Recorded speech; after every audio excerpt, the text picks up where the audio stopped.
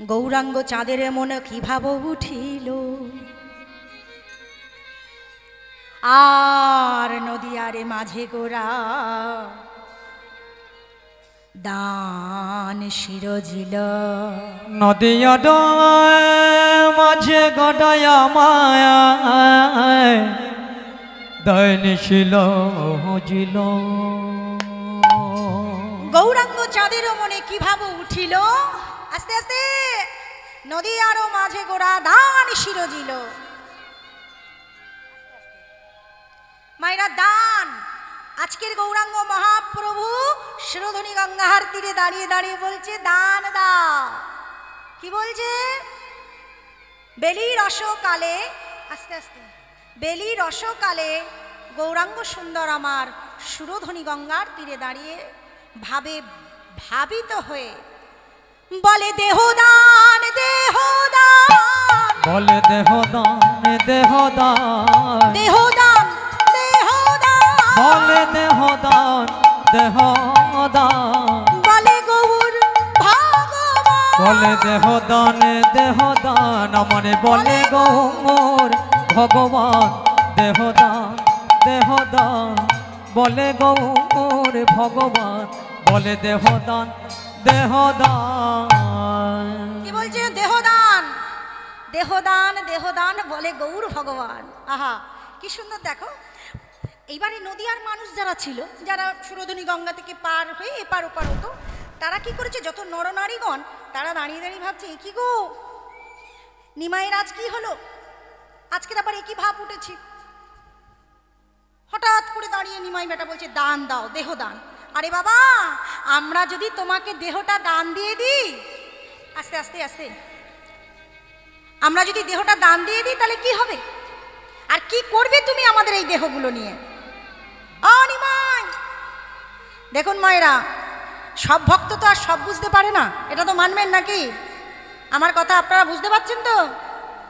সবাই যদি সব বুঝতে পারতো তাহলে জগতে এত অশান্তি কি আর হতো? হতো না। তা গৌরাঙ্গ মহাপ্রভু আজকে দান চাইছে। কি দান? দেহদান, হাত পেতেছে দেহদান। সবাই মনে মনে ভাবছে বাবা দেহগুলো যদি দান দিই তাহলে কি হবে, কেন তুমি দান চাইছো? তখন মহাপ্রভু বলছেন কি, এই যে ভগবান তোমাদের এত সুন্দর দেহ বাড়ি দিয়েছে, কি দেহটা দিয়েছে তো নাকি? এই যে আপনারা বসে আছেন, আপনাদের এত সুন্দর দেহ নিয়ে বসে আছেন, এত সুন্দর নয়ন দিয়ে আমাকে দেখছেন, এত সুন্দর কর্ণ দিয়ে আপনারা আমার কীর্তন আস্বাদন করছেন, এটা কার দেওয়া বলুন? কার দেওয়া? আপনার মা আপনাকে দিয়েছিল না আপনার বাবা আপনাকে দিয়েছিল? এটা আসার সময় আসতে ভগবান আমাদের দিয়েছিল তো। আচ্ছা বলুন তো, একটা ছোট্ট কথা আপনাদের বলি। একটা বাড়ি আমি করেছি, 4 তলা 3 তলা 5 তলা যখন বাড়ি করি, যখন আমরা গাড়ি কিনি, তখন কিন্তু সরকারকে গিয়ে ট্যাক্স দিতে হয়, হয় না? কারণ আমি যদি বেশি সম্পত্তির মালিক হই তখন কিন্তু সরকারকে গিয়ে ট্যাক্স দিতে হয়। তা গৌরাঙ্গ মহাপ্রভু বলছে তোমরা বাড়ি করলে, গাড়ি করলে, সোনা গয়না করো, যখন সোনা গয়না ব্যাংকে রাখতে যাবে লকারে, তখন তাকে ব্যাংকেও টাকা দিতে হয়।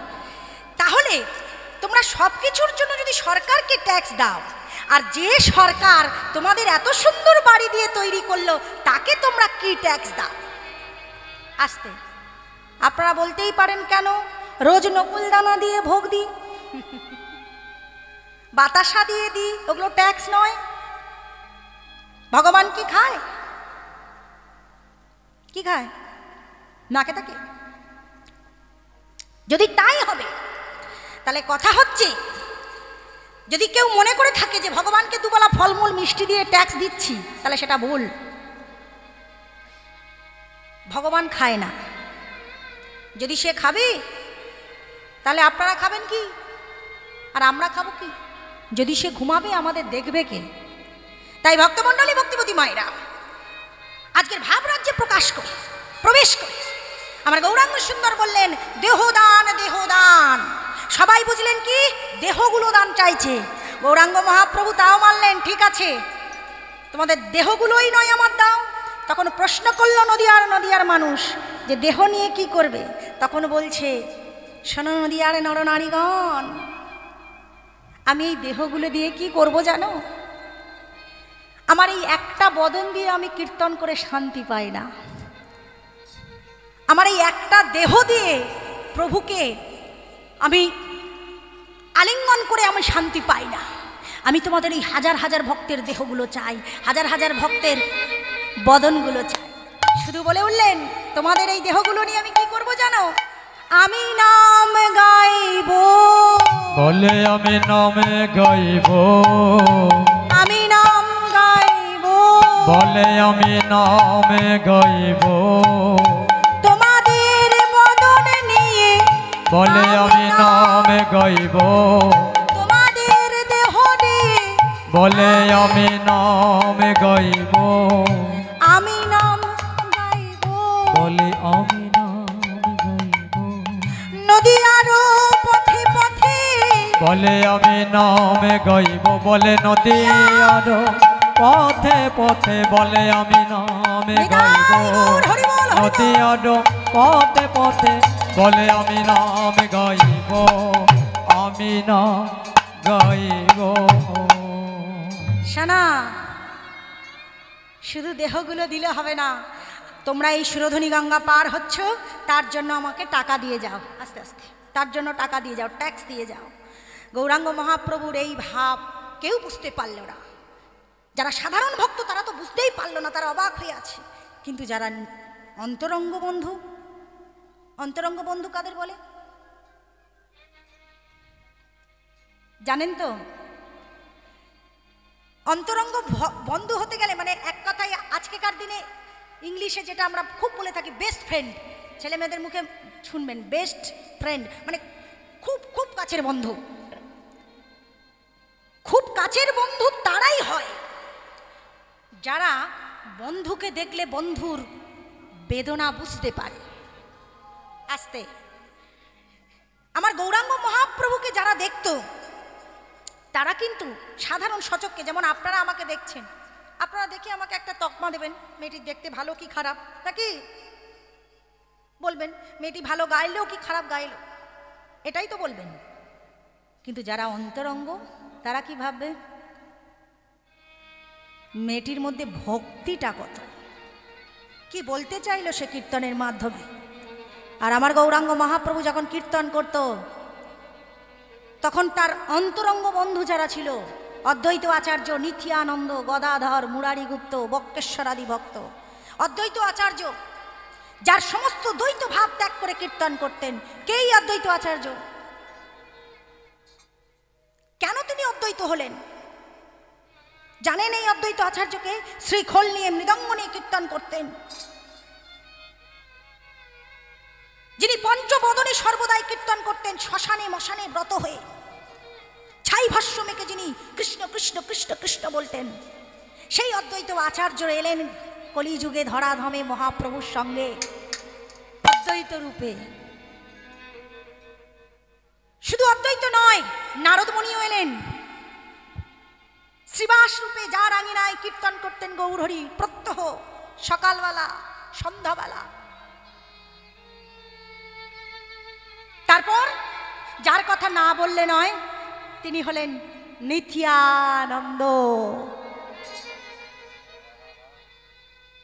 এই নিত্যানন্দ বাংলা ব্যাকরণের সন্ধি বিচ্ছেদ বলে একটা পাঠ আছে। যদি আমরা সন্ধি বিচ্ছেদ করি নিত্যানন্দকে, নিত্যা যুক্ত নিত্য যুক্ত আনন্দ, তাই তো নাকি? নিত্য যুক্ত আনন্দ, নিত্য মানে প্রত্যেক দিন যার মধ্যে আনন্দ আছে, প্রত্যহ যার মধ্যে আনন্দ থাকে, তার মধ্যে কোনো দুঃখ নাই। দেখবেন ভগবানকে ডাকতে গেলে কখনো কেঁদে কেঁদে ডাকবেন না। আপনারা জানতো ভগবানের কাছে গিয়ে কি করি আমরা, কলিযুগের মানুষ ভগবানের চরণে গিয়ে কাঁদতে কাঁদতে ভগবানকে ডাকি, হে ভগবান আমার ছেলের অসুখটা সারিয়ে দাও, ভগবান হাও মাও করে কাঁদতে থাকি। কিন্তু নিত্যানন্দ কি করতো? কাঁদতো না, সদা সর্বদাই আনন্দ করত। নবদ্বীপে গিয়ে দেখবেন যখন নবদ্বীপের ইস্কনের পর্দাটা টানা হয় ভোরবেলা, রাজবেশে যখন প্রভুকে দেখায়, ভগবানকে দেখায়, আমি বহুবার গিয়ে দেখেছি, ওই সাধু সন্ন্যাসী যারা বৈষ্ণব তারা কিন্তু কখনো দেখবেন সবাই সবাই বলে কি জানিস, হাসো হাসো, হাসতে হাসতে কেন বলে না? ভগবানকে দর্শন করতে গেলে হাসতে হাসতে দর্শন করতে হয়। তাই যার মধ্যে নিত্য আনন্দ তিনি নিত্যানন্দ। আর এই নিত্যানন্দ 4 যুগে ভগবানের সঙ্গে ছিল। সেই 4 যুগ, সত্য যুগে যিনি অনন্ত নাগ, ত্রেতাতে তিনি ভ্রাতা লক্ষণ, আর দাপর যুগে তিনি দাদা বলরাম। কি মজার বিষয় বলুন, যে ত্রেতা যুগের লক্ষণ ছোট, দাপর যুগে তো এবার দাদা হয়ে গেছে বলরাম। আচ্ছা, এই তো ভগবান, আপনারা দেখতে পাচ্ছেন, এই তো ভগবান। তাহলে ভগবান ত্রেতা যুগে রাম, রামের ভাই লক্ষণ ছোট, তাহলে সেই লক্ষণ আজকের কৃষ্ণর থেকে দাপর যুগে বড় হয়েছে বলরাম। কেন? বড় হলে কি করতে হয়? আমরা বড় মানে আমাদের দাদা কাকা, আমরা কি করি? প্রণাম করি তো, পায়ে হাত দে নাকি? তা বলুন তো, যে ভাই লক্ষণ ছিল সেই ভাই বড় হয়ে গেছে, আর কৃষ্ণ দুবেলা খালি ওই বলরামের পায়ে গিয়ে প্রণাম করছে। কেন? তার জন্য কর্ম করতে হয়েছে। বিনা কর্ম কি আর হয়? ভগবান এসে চরণ ধরছে লক্ষণের, এ কি আর একটু আধটু কথা গো? একটা কথা বলি মায়েরা, কর্ম সেই কর্ম করেছিল লক্ষণ, যে লক্ষণ রাজ সুখ ত্যাগ করে, কোনো প্রয়োজন ছিল না লক্ষণের বনবাসে যাওয়ার, কথা ছিল রামের, রাম গিয়েছে যাবে, ঠিক হয়েছে, কিন্তু লক্ষণ কি করলো?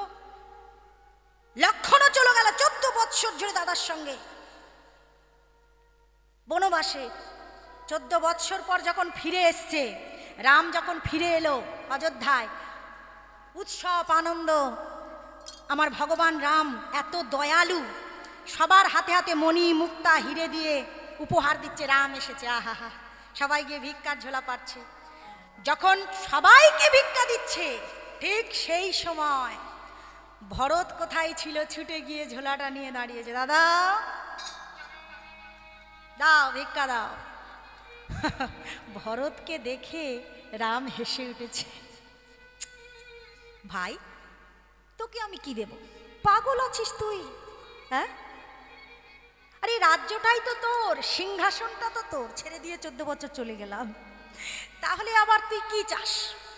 প্রয়োজনে রাজ্য নেই, সিংহাসন নেই, অর্থ সোনা দানা যা আছে সব তোর। ভরত তখন বলছে, দাদা যদি সিংহাসনে বসার ইচ্ছা আমায় থাকতো, তাহলে বনবাসে গিয়ে তোমার খড়ম নিয়ে আসতাম না, নিয়ে এসে সিংহাসনে বসাতাম না। শুধু আমার একটা প্রশ্ন দাদা, কি তুমি 14 বৎসর ধরে বনবাসে গেলে, তুমি লক্ষণকে সঙ্গে নিলে, 14 বৎসর তুমি লক্ষণের সঙ্গ দিলে, আর এই যে 14 বছর ধরে আমি দাদা দাদা দাদা দাদা বলে কাঁদলাম, আমি যে আমার দাদা হারা হলাম, বলুন তো এই ভাতৃপ্রেম এই কলিযুগে আছে কিনা? ওটা ওই ত্রেতা যুগেই ছিল। আমি যে আমার ভগবানকে 14 বছর হারিয়ে ফেলেছি, তাই আমি আজকের ভিক্ষা যেটা চাইবো সেটা হচ্ছে, দাদা এই যে 14 বছর তুমি আমায় কষ্ট দিলে, এই 14 বছরের সুদে আসলে আমি পেতে চাই, তুমি আমার আশীর্বাদ করো দাদা, আমি যেন পরজন্মে বাল্য লীলায় তোমার সঙ্গে থাকতে পারি দাদা। ভগবান রাম ভরতের অবস্থা দেখে বলল, ঠিক আছে, আমি তোকে কথা দিলাম ভরত, এই ত্রেতা যুগের লীলা শেষ করে যখন দাপর যুগে যাব, যখন আমি কৃষ্ণ হব, যখন আমি কৃষ্ণ হয়ে গুরু আশ্রমে যাব, সান্নিপুনি মুনির আশ্রমে, তখন তোর সঙ্গে আমার দেখা হবে, তুই হবি আমার প্রিয় ভক্ত সুধামা। নিতাই গৌর হরি হরি বল। দাঁড়ান, এখানেই তো শেষ নয়। এরকম ভাবে যখন ভরতকে বলল, পাশে লক্ষণ দাঁড়িয়েছিল, এবার লক্ষণ এসে ছুটে দাদার চরণ ধরেছে, দাদা 14 বছর চরণ সেবা না করে যদি এত ভালো ফল পাওয়া যায়, তাহলে 14 বছর চরণ সেবা করে কি পাবো বলুন? বিচার আপনাদের কাছে, বলুন। যে সেবা করলো না 14 বছর, সে ভগবানের এত কাছে থাকবে, আর যে 14 বছর সেবা করলো সে কি পাবে? এইবার শ্রীকৃষ্ণ ভগবান, যিনি আমার অনাদির আদি, যিনি ত্রেতা যুগের রাম, ভগবান রাম রথ থেকে এবার নিচে নেমে এসেছে, লক্ষণকে বুকে জড়িয়ে ধরেছে। লক্ষণ, জনম জনমান্তর আমি তোর এই ঋণ শোধ করতে পারবো না। তুই যে 14 বছর আমার চরণ সেবা করলি, আমি তোকে আশীর্বাদ করলাম। পরজনমে গিয়ে আমি যখন, পরের লীলায় গিয়ে আমি যখন কৃষ্ণ হব, তখন কি করব জানিস? তোর চরণ যুগল। ভাই, এবার তুই আমার চরণ নয়, আমি তোর চরণ, চরণ সেবা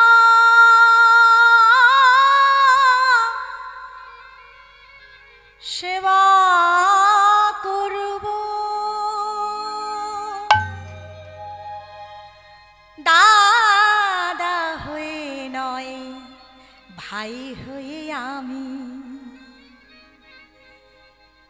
আমি তোর চরণ যুগল সেবা করিব। আমি তোর চরণ যুগল সেবা করিব। চরণ যুগল সেবা করিব। আমি তোর চরণ যুগল সেবা করিব। দাদা হয়ে না, ভাই হয়ে আমি তোর চরণ যুগল সেবা করিব। আমি দাদা হয়ে। হরি বল, হরি বল, হরি বল।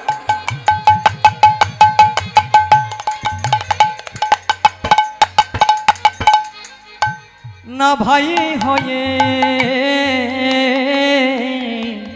আমি তোর চরণ যুগল সেবা করিব। মায়েরা, এই কারণে সেই দাদা বলরাম আবার পুরীতে নিত্যানন্দ হলো। এই নিতাই চাঁদ সর্বদাই আনন্দ করতো আর কীর্তন করতো। তাই সবাই মিলে প্রেম সে একবার বলবো, কারণ নিতাই যদি না থাকতো না, এই কৃষ্ণ নাম আমরা কেউ জানতে পারতাম না। গোলকের এই নাম গোপনেই থেকে যেত। তাই প্রেম সে আমরা বাহু তুলে সবাই মিলে বলবো, শ্রী নিতাই চাঁদ কি জয়। হ্যাঁ, শ্রী নিতাই চাঁদ কি জয়। শ্রী নিতাই চাঁদ কি জয়। তাহলে অদ্বৈত আচার্য, শ্রীবাস, নিত্যানন্দ, গদাধর, এরা আমার গৌরহরিকে দেখছে। আর গৌরহরি শুধু বলছে দান দাও, দান দাও, দেহ দান, দেহ দান, দেহ দান। তাই গোড়া বনমালী কেমন করে ডাকছে? দান দেহ, দান দেহ,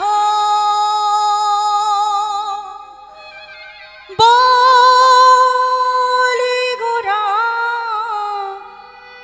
ডাকে।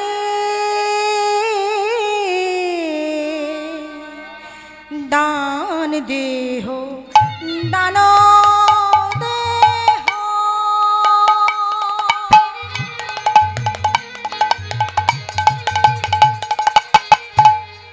বলি গোড়া ডাকে।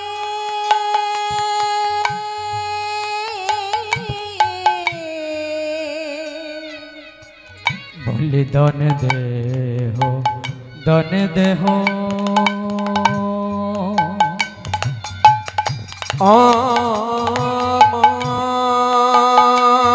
আমার গোটা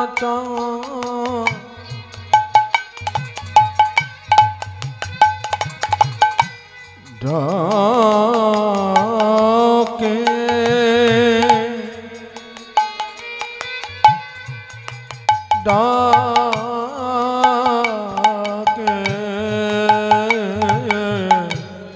দান দেহ, দান দেহ,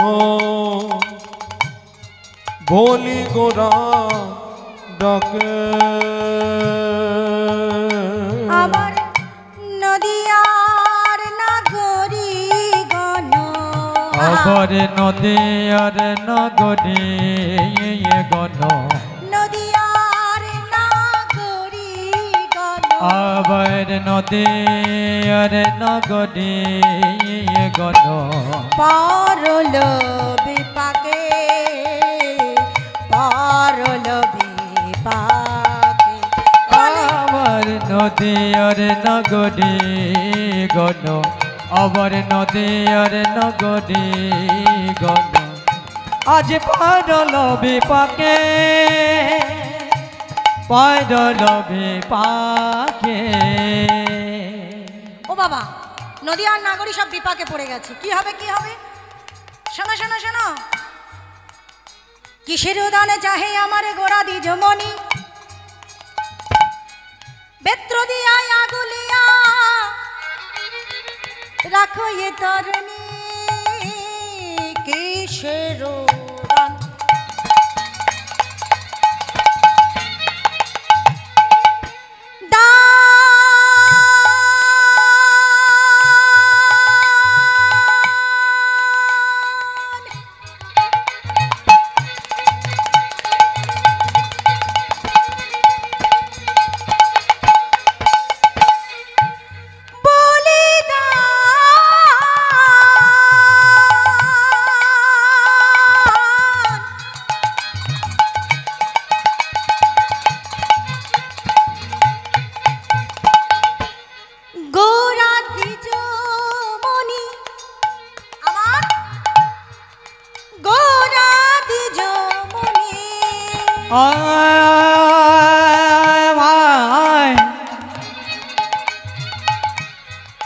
আমার গোনা চায়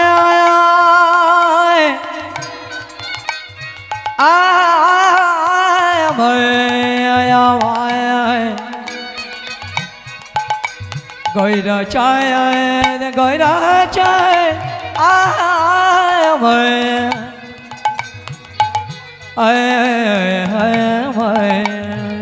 বলে দান দেহ দান দেহ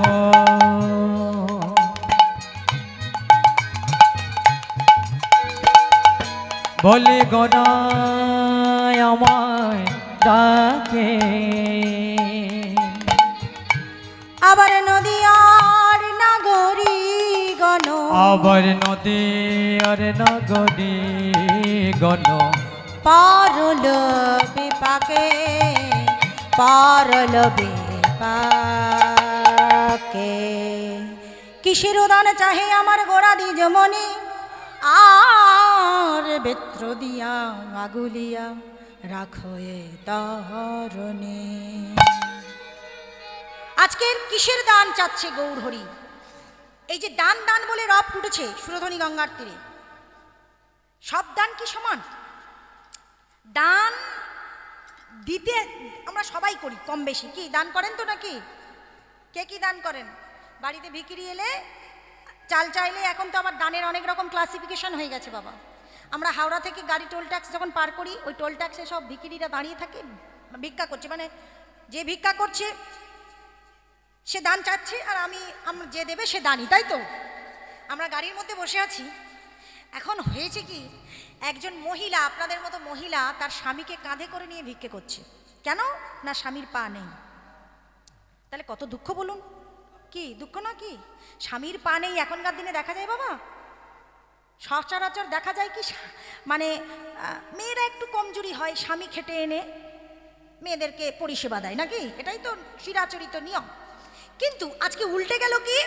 উল্টে গেছে, দেখা যাচ্ছে পুরুষ মানুষের পা নেই বলে তার সহধর্মিণী তাকে এত ভালোবাসে, কাঁধে করে নিয়েছে। স্বামী তো হাঁটতে পারে না, কাঁধে করে বসিয়ে নিয়েছে। তাহলে সে কত ক্ষমতাবান! একেবারে কাঁধে করে বসিয়ে নিয়ে ভিক্ষে করছে। এখন গাড়িতে বসে বসে আমাদের খুব মায়া হয়েছে, সত্যিই তো একটা মেয়ে ছেলে ভিক্ষে করছে, দাদা ওকে দান করে দাও, কীর্তন করে আসছি, টাকা পয়সা আছে দাও। তা আমি এখন বেশি দিতে তো পারি না, কীর্তনীয়ারা বেশি টাকা পয়সা দেয় না। হ্যাঁ, যদি ভেবে থাকেন যে কীর্তনীয়ারা দানি, তা নয়, কিন্তু আমরা নিতে জানি। তা 10 টাকা ছিল, 10 টাকাটা নিয়ে বার করে ওই মহিলার হাতে আর কি দিয়েছি।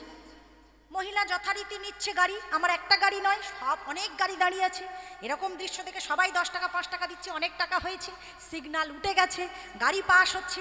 আমার দিদি, আপনাদের কি বলবো মা, আমি তবুও গাড়ির কাচের ভিতরে পিছন থেকে তাকিয়ে তাকিয়ে দেখছি যে কি একটা দৃশ্য দেখছি। হঠাৎ করে গাড়ি যখন ছেড়ে দিয়েছে, সিগন্যাল উঠে গেছে, তখন দেখা যাচ্ছে কি জানেন, তার তার যে স্বামী আর কি এবার লাফিয়ে নিচে পড়েছে। যেই লাফানোটা দেখেছি সঙ্গে সঙ্গে আমি হাই হাই হাই হাই 10 টাকা জলে গেল রে, 10 টাকা জলে গেল। কত ভালোবেসে আমার মারা আমার বাবারা দিল, সে 10 টাকা জলে গেল, ও কি আর দানে গেল? কেউ যদি মনে করে যে বাবা 10 টাকা খোঁড়া লোকে দিয়ে খুব উপকার করলাম, না, এখন এরকম দান করছি আমরা। ট্রেনে দেখবেন, আমাদের তো ওই লক্ষ্মীর ট্রেনে, শিয়ালদা, আপনাদের এদিকে ট্রেনে হয় কি জানি না, আমাদের লক্ষ্মীর ট্রেনে একটা ছেলে 4 বার গলায় দড়ি হয়ে যায়। বহুবার হয়েছে। আমি একবার যাকে দিয়েছি, আর আমাদের তো চোখ জানেন, আপনারা এতজন বসে আছেন, কে ঘুমোচ্ছে কে জেগে আছে বুঝতে পারি। এইবার কি হয়েছে জানেন, একবার দিয়েছি বলে আমার বাবা মারা গেছে, আর একবার দিয়েছি বলে আমার মা মারা গেছে। তা হয়ে গেল, মা বাবা কটা থাকে? একটা করে। আর একবার বললো আমার মা মারা গেছে, আমি তখন ভাবলাম হয়তো শাশুড়ি মা মারা গেছে, তা হোক, হ্যাঁ হতেই পারে, শাশুড়ি মাকে এখন সবাই মা বলে। তারপরের বার যখন ট্রেনে উঠে সেই একই কথা বলে আমার মা মারা গেছে, আমি তাকে বললাম যে তোমার কটা মা? আমার দিকে তাকিয়ে বলে, কেন আমার একটা মা।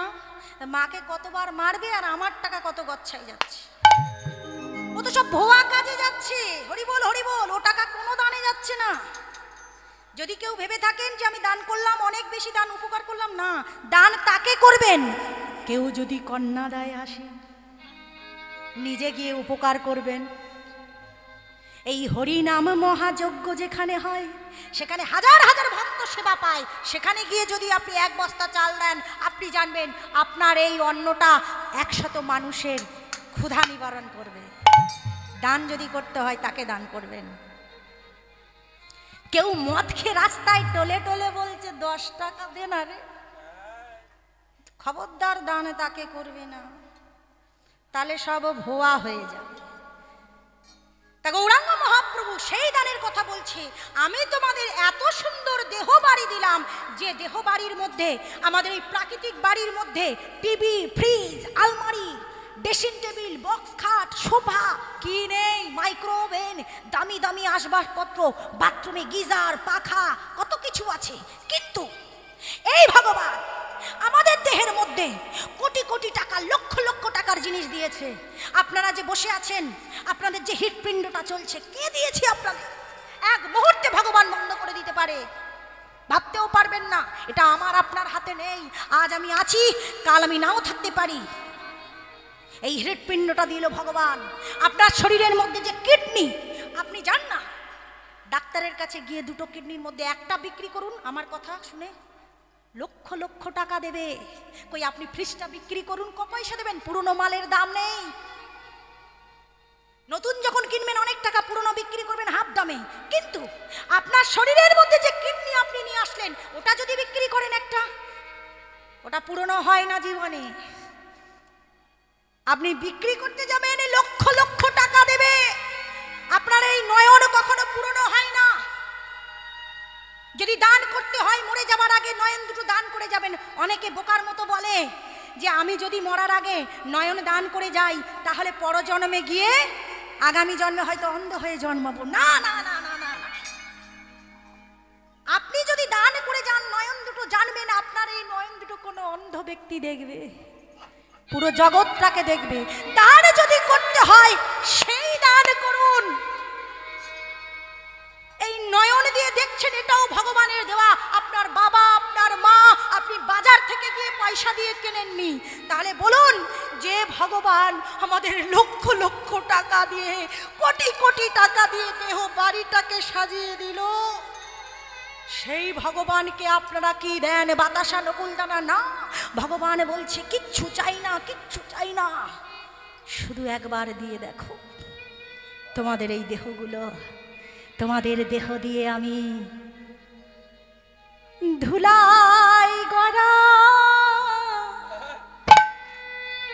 গড়াগড়ি দেব।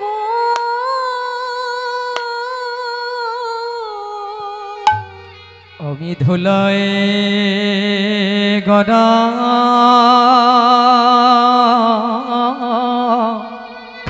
হরি বল হরি বল হরি বল। গড়া গড়ি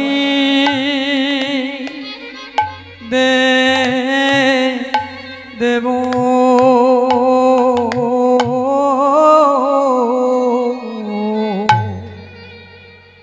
যদি তোমাদের ওই দেহগুলো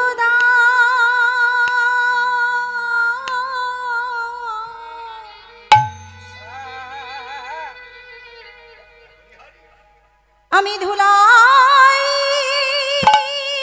গড়া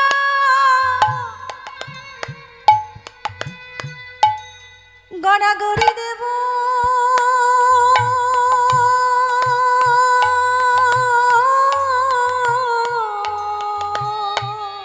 বলি তোমাদের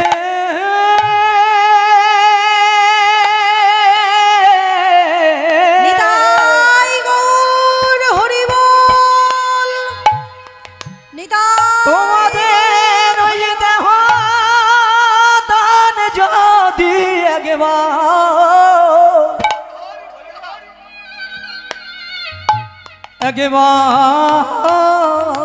করো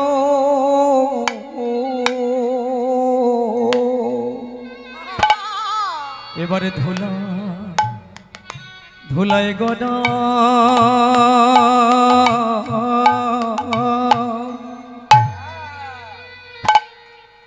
ধুলাই গড়া গড়ি গড়ি দেব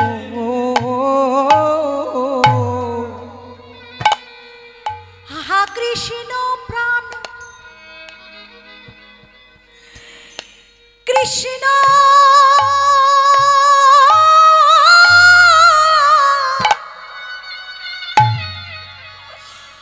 কৃষ্ণ বলি গো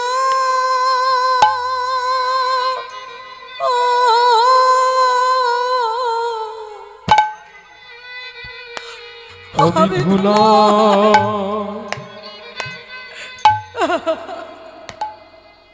গড়াগড়ি হরি বল হরি বল দেব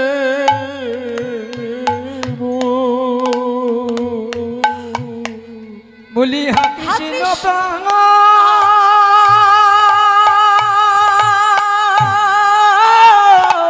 তোমাদের দেহগুলো আমায় দিয়ে দাও। হা কৃষ্ণ প্রাণ কৃষ্ণ বলে হরি বল।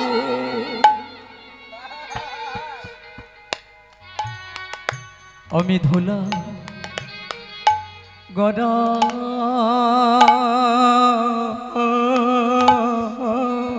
হরি বল। ধুলাই গড়া গড়ি গড়ি দেব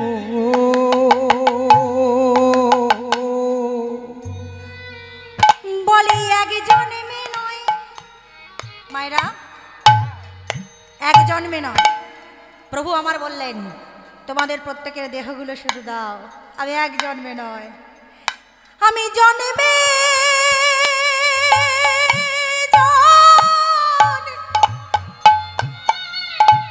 জন্মে গো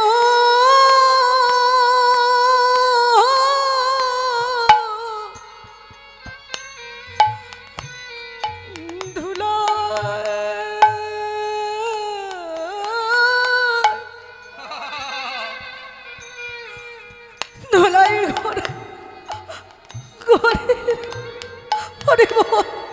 আমি জন্ম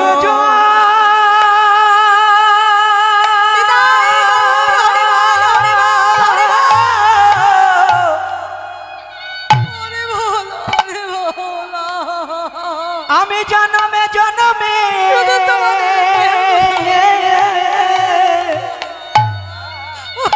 আমি জন্মে জন্মে আমি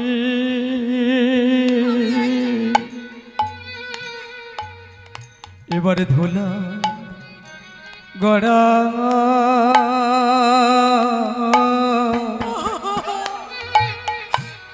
গড়ি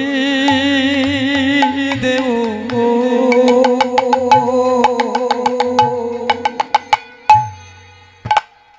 বলে একজন নয় জন্মে জন্মে ধুলাই গড়া গড়ি দেব বলিয়ে জন্মে নয় জন্মে জন্মে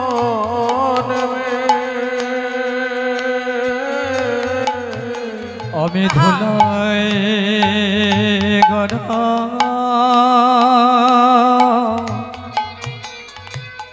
ধুলাই গড়া গড়ি দে